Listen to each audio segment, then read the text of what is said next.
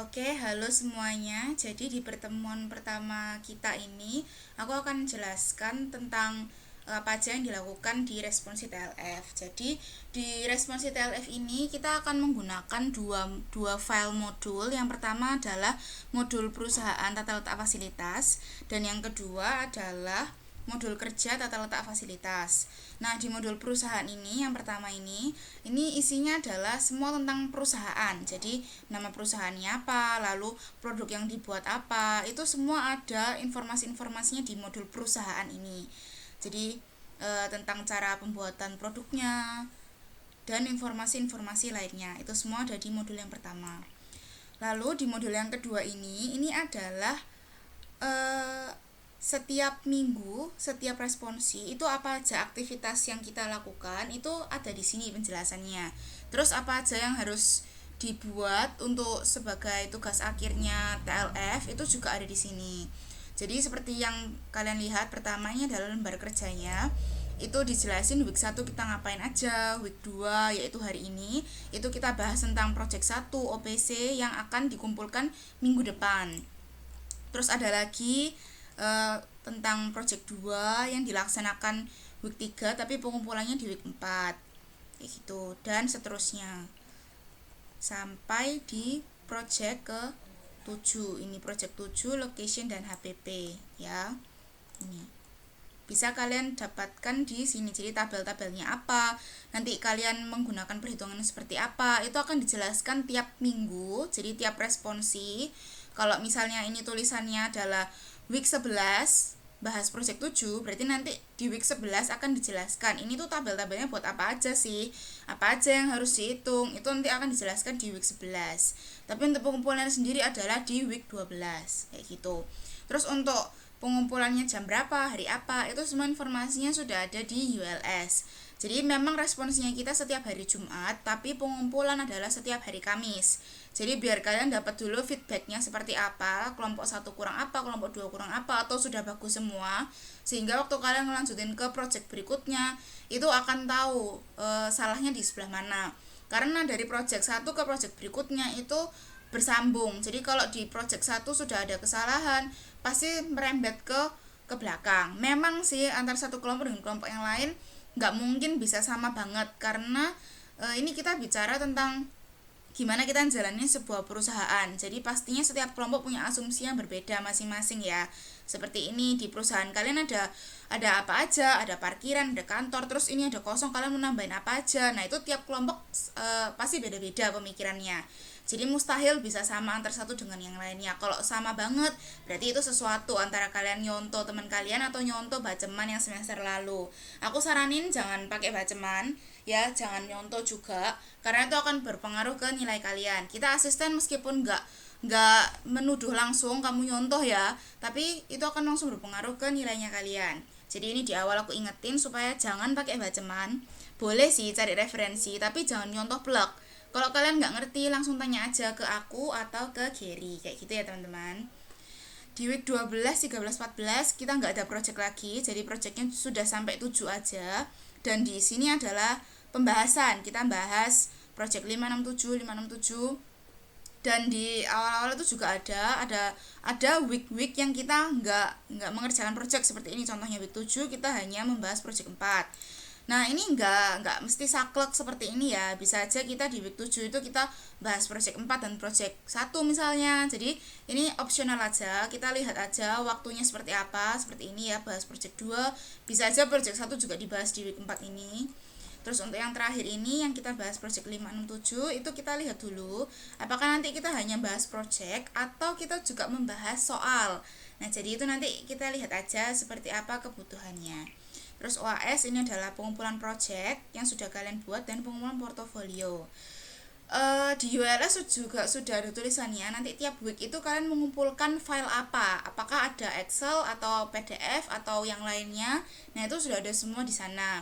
Nah, yang kalian kumpulkan setiap week setelah project itu rata-rata hanyalah file Excelnya saja. Jadi seperti ini, tabel-tabel semuanya dimasukkan ke Excel.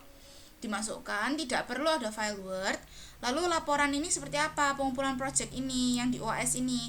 Jadi di week ke-14 kalian jadikan satu semua projectnya kalian dari 1 sampai 7 kalian jelaskan di Word. Jadi Excel, PDF atau file-file lainnya yang kalian kumpulkan selama project responsi itu tidak dikumpulkan lagi di week 14. Di week 14 kalian hanya mengumpulkan laporan dari week 1, dari project 1 sampai ke project ke-7. Nah, isi laporannya seperti apa? Nanti ada di bawah-bawah, kita bahas lagi ya. Terus ini juga ada pengumpulan portofolio. Portofolio seperti apa? Ya ini nanti kita bahas. Nah, ini untuk laporan, template laporan. Pertama untuk covernya, semuanya ukuran kertasnya A4, marginnya harus 4-3-3-3, maksudnya kirinya 4, topnya 3, kanan 3, bawah juga 3. Terus semuanya spacingnya 1,5, semua ya, ini all. Terus untuk judul yang ini harus kalian buat bold, Times New Roman 14, center. Terus ini logo, kalian buat center.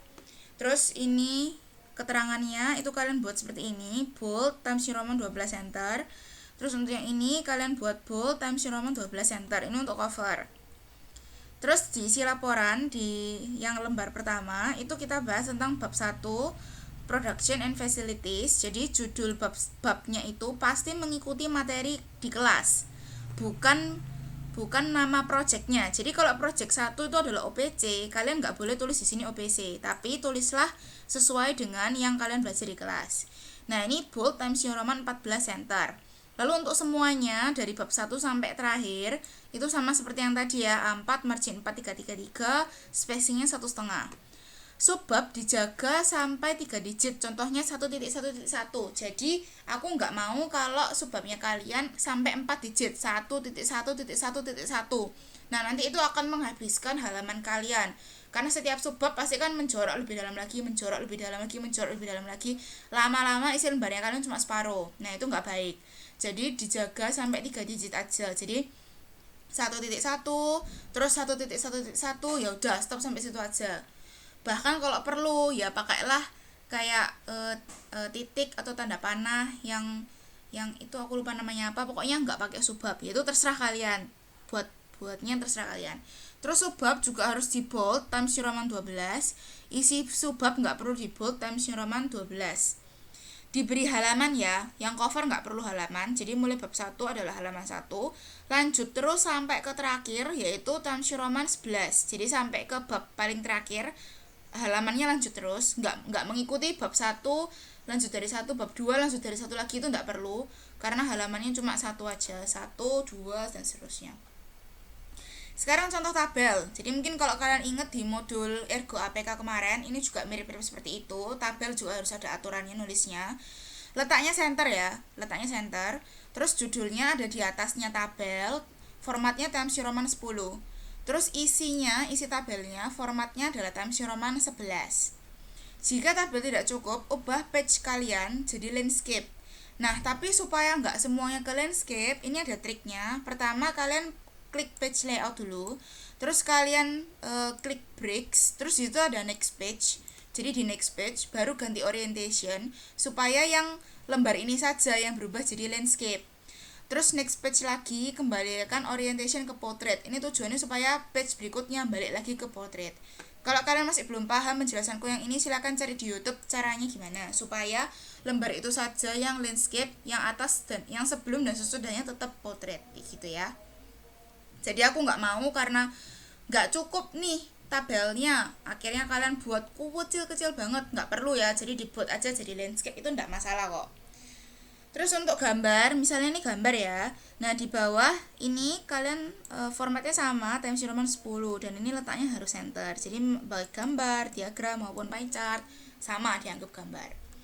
Terus sekarang format isi laporan tiap bab. Nah, ini ada bab 1. Ini mengikuti materi kalian, Production and Facilities. 1.1 ini adalah project 1 kalian. Isinya apa saja? Menjelaskan definisi dan tujuan OPC. Jadi setiap kali aku menjelaskan project atau Giri menjelaskan project via recording seperti ini, please dicatat dan didengarkan baik-baik. Kita udah pakai recording, jadi kalau kalian ketinggalan bisa kalian pause atau kalian balikkan lagi kayak gitu.